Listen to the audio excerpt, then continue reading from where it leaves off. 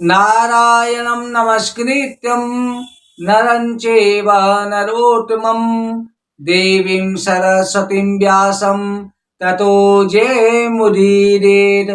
सविद्वारनिकू छोड़कर आयो तेरे द्वार, श्री वृषभान की लाडली जरा मेरी ओर निहार। बोलो वृंदावन बिहारी लाल की जय, हरिवंश महापुराण की जय।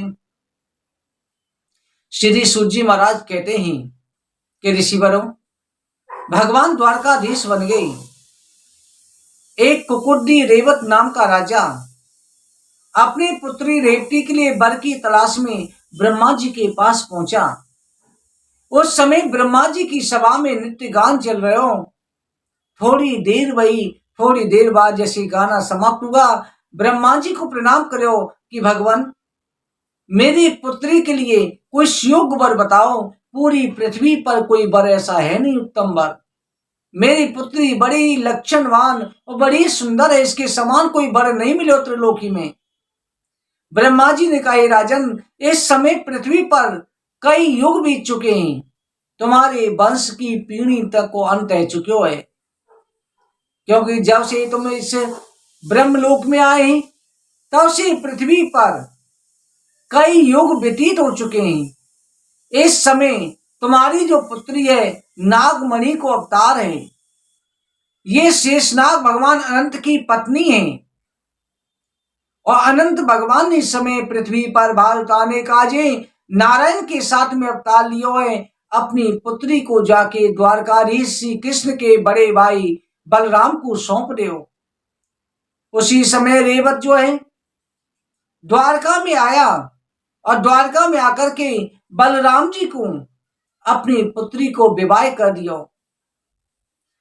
उसके बाद में वो भी तपस्या करने बदरकाश्रम चले गए।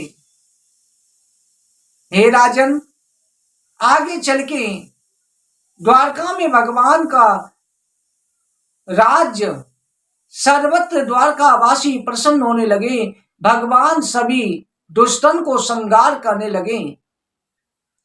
एक विदर्भ देश, लक्ष्मी जी ने विदर्भ देश के राजा की पुत्री के रूप में अवतार ले लियो, जिनका नाम पड़ा रुक्मणी। लक्ष्मी जी को अवतार रुक्मणी के रूप में है क्यों? विदर्भ देश भीष्मक की 5 पुत्र भी थे। रुक्मणी नाम की कन्या थी।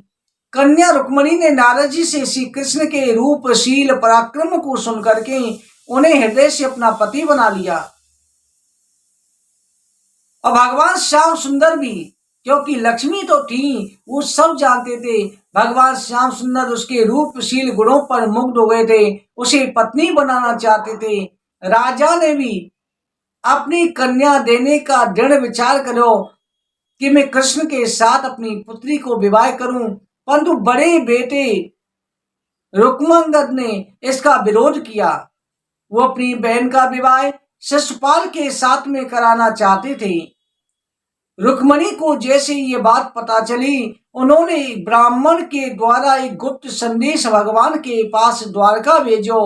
द्वारका में ब्राह्मण ने पहुंच करके एकांत में कृष्ण जी से मिलकर के सारा संदेश कह सुनायो। भगवान जो है, भगवान ने संदेश पढ़ो। संदेश में ब्राह्मण ने बताया कि हे नारायण, हे द्वारकाधीश, सत्वा गुणान भवन सुंदर से श्रृणाम ते, निर्वेश कर्ण विविरे अतिरोंगतापम, रूपम दृशाम दशमता खिलाते लाभम, त्वयाच्युता विशति चित्रम पत्र पम्मे। रुक्मणी ने लिखो कि हे भुवन सुंदर, संताप को दूर करने वाले, आपके गुण और सुंदर रूप को सुनकर के मेरा मन लज्जा से रहित होकर आपके प्रति अनुरक्त रह गयो है। मुझे आशा है कि आप मेरे अकल मनोरथ को पूर्ण करेंगे। आपका नाम मुकुंद है, मुक्ति देने वाला है।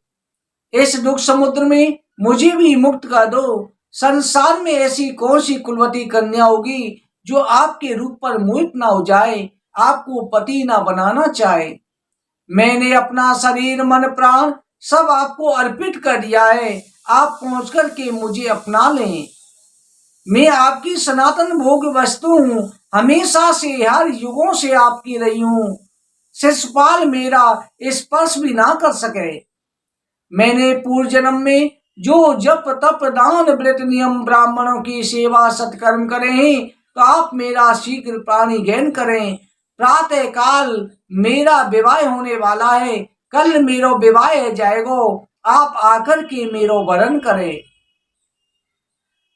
भगवान ने ब्राह्मण से कहा, हे ब्रह्म देवता, आप चिंता ना करें, मैं आपके साथ ही अभी चल रहे हूं। भगवान रथ पे सवार रह करके विदर्भा सतु संदेशम निसम्मम यदुनंदन प्रगया प्राणिनाम प्राणी प्रसन्नादम ब्रवीत।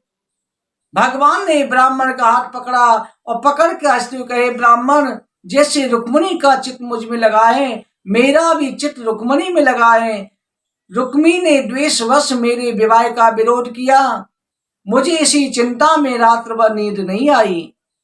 मैंने निश्चय किया है कि दुष्ट राजाओं का दमन करके रुक्मिणी का अवशरण करूंगा। ऐसा कह करके कि परसों के दिन रात्रि में विवाह का नक्षत्र है, साथ ही के साथ तुरंत रथ जोड़ करके भगवान जो है ब्राह्मण के साथ कुंदनपुर को चल दिए। प्रातःकाल कुंदनपुर पहुंच गए। भीष्मक के पुत्र 18 अक्षौणी सेना के साथ वहां पर पहरा दे रहे थे। जरासंध शिशुपाल बड़े बड़े पराक्रमी राक्षस राजा आए हुए थे। इधर जो है कर्मकांडी ब्राह्मणों ने वस्त्र आभूषण रुक्मिणी के हाथ में मंगल सूत्र बांध दिया था। विवाह कार्य संपन्न हो रहे थे। इधर भगवान के आने का संदेश सुन करके राजा ने भीष्मक ने उनके लिए भी ठहरने की व्यवस्था करी। इधर रुक्मी को बड़ा संदेशा हो गया कि समय पर कृष्ण का आना किस लिए हुआ है। इधर ब्राह्मण के द्वारा भगवान ने संदेशा भेज दिया। रुक्मिणी जी को सुशकुन होने लगे। ब्राह्मण को आते हुए देख करके रुक्मिणी जी उन्हें अपने कक्ष में ले गई। काहे विप्रदेव, क्या समाचार है? ब्राह्मण ने रुक्मिणी से कहा कि पुत्री, श्री कृष्ण जी इस समय पर आ गए हैं। रुक्मिणी ने यह संदेश सुना तो बड़ी प्रसन्न हुई। उन्होंने ब्राह्मण को प्रणाम करके सामने कुछ नहीं दिया और परोक्ष में सब कुछ दे डाला। अंदर ही अंदर आशीर्वाद में अभय लक्ष्मी का वरदान दे दिया।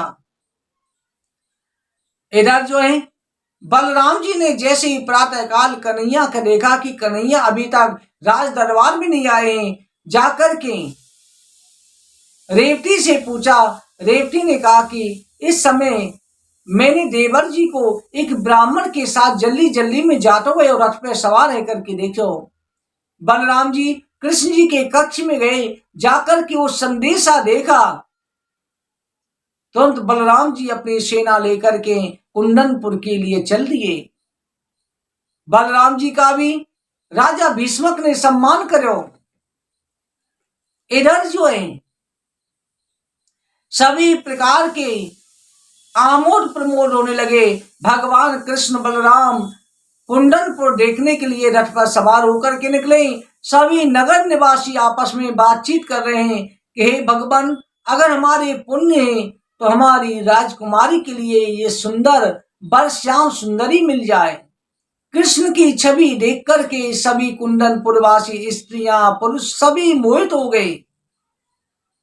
इधर रुक्मिणी जी वृद्ध ब्राह्मणियों के साथ में मंदिर में गौरी पूजा करने के लिए गई। रुक्मिणी ने देवी और ब्राह्मणियों को प्रणाम किया। एक दासी का हाथ पकड़े हुए बाहर निकली।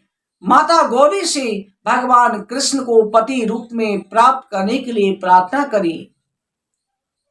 उसी समय माता गौरी के गले से माला खिसक गई, रुक्मिणी के गले में गिर गई। माता गौरी का आशीर्वाद प्राप्त है गया। और सारे बाम कर ले जिलनांग पांगे। उसी समय राजकुमारी ने देखा कि सामने से कृष्ण जी खड़े हुए हैं, रथ लेकर के खड़े हैं। रुक्मणी का हाथ पकड़ा, रथ पर सवार करके, रथ पर चढ़ा करके रथ को दौड़ा दिया।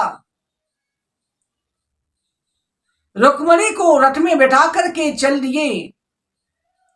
बलराम जी आगे आगे हो गए। जरासंध आदि बड़े बड़े वीर राजाओं को अपमान सहने हुआ, दिक्कत हुए युद्ध करने के लिए आगे आए। कृष्ण बलराम ने सभी को युद्ध में पराजित कर दिया, सभी पराजित हो गए। रुक्मी ने देखा, रुक्मी ने उसी समय पर भगवान के सामने युद्ध करने के लिए सेना सहित आक्रमण करो। भगवान ने रुक्मी को पराजित करके उसका सुदर्शन चक्र से वध करना चाहा। रुक्मणी ने कहा, प्रभु मेरा भाई का वध ना करें। भगवान ने रुक्मी को जीवित छोड़ दिया। रुक्मी जो है लज्जित होकर के अपने राज्य को नहीं गया और वहीं पर उसने रुक्मी ने रास्ते में अपनो अलग भोजकट नाम का एक विशाल नगर बना लिया और उसी नगर में रहने लगे। शर्म के मारे वापस ना गयो। इधर जो है भगवान ने सभी दुष्ट राजाओं को पराभव कर दियो, सभी को जीत लियो। राजा भीष्मक को पता चलो तो बड़े प्रसन्न हुए कि उनकी पुत्री का विवाह श्याम सुंदर के साथ में है गयो। भगवान श्याम सुंदर जो है रुक्मणी को लेकर के द्वारका पहुंचे। मथुरा से सभी वृंदावन से ब्रजवासी को बुलाया और सभी ब्रजवासी आके मंगलाचार करो। आज लाला को विवाह भयो है। लाला के विवाह में सभी ब्रजवासी सम्मिलित हुए। सभी द्वारका वासी ने मिलकर के लाला को विवाह उत्सव मनाया। रुक्मणी के साथ में श्याम सुंदर का विवाह बड़ी धूमधाम के साथ हुआ। भक्तों आगे कथा का वर्णन करेंगे। आज कथा का विश्राम करते हैं। वृंदावन बिहारी लाल की जय, हरवंश महापुराण की जय। जय जय श्री राधे, जय जय श्री राधे, जय जय श्री राधे श्याम।